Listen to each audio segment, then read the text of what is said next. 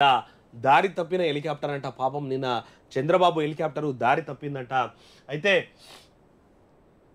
అల్లూరి సీతారామరాజు జిల్లా అరకులో రా కదలి రా బహిరంగ సభ ఏర్పాటు చేశారు. సభలో పాల్గొనేందుకు చంద్రబాబు గన్నవరం నుంచి ప్రత్యేక విమానంలో బయలుదేరి 11:59 విశాఖ విమానాశ్రయం చేరుకున్నారు. అక్కడ హెలికాప్టర్ ఎక్కిన తర్వాత 30 నిమిషాల పాటు సాంకేతిక సమస్యతో రన్వే పైన నిలిచిపోయిందంట. ఆ తర్వాత ఎయిర్ ట్రాఫిక్ కంట్రోల్ నుంచి వచ్చిన ఆదేశాలతో వివో టీజెడ్ అనే కోడ్ను టైప్ చేయాల్సిన బదులు వివో బీజెడ్ అనే తప్పుగా చేసినట్టున్నారు.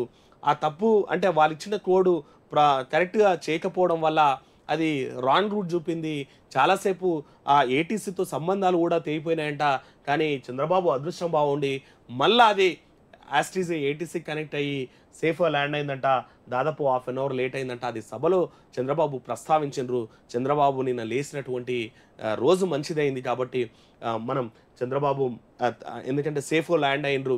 ఇవి చాలాసార్లు ఏటీసీతో సంబంధాలు లేకపోయినంటే హెలికాప్టర్లు మళ్ళీ గతంలో కూడా రాజశేఖర రెడ్డిది ఏటీసీతో సంబంధాలు లేకపోయిన తర్వాత మనకు 2 రోజుల తర్వాత తెలిసింది ఇన్సిడెంట్ అని చెప్పేసి. కానీ చిన్న పైలట్ చేసినటువంటి చిన్న తప్పుతో అది చాలా ఇబ్బంది ఏర్పడ్డది. కాకపోతే మళ్ళీ తను చాకచక్యంగా పైలట్ మళ్ళీ దాన్ని ఏటీసీ కంట్రోల్ చేసి మళ్ళీ ల్యాండ్ చేసి సేఫ్ ల్యాండ్ చేసిండ్రు కాబట్టి సేఫ్ అనమాట. అది నిన్న చంద్రబాబు చెప్పినటువంటి మాట.